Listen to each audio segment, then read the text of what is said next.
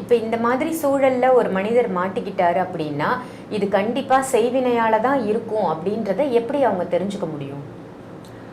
அவங்களுக்கு இப்போ கந்திருஷ்டி மாதிரி தான், அது பேசிக், இது எக்ஸ்ட்ரீம் லெவலாக நடக்கும். எல்லாமே நெகட்டிவாக தான் நம்மளுக்கு நடக்கும்.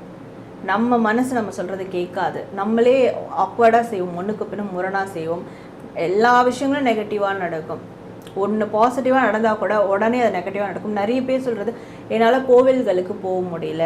ஏன்னா கோவிலில் சாமி இருக்குது, கோவிலில் தெய்வம் இருக்குது அப்படின்றத தாண்டி கோவில் போனால் நம்ம மனசு ஒரு நிலை ஆகிடும்.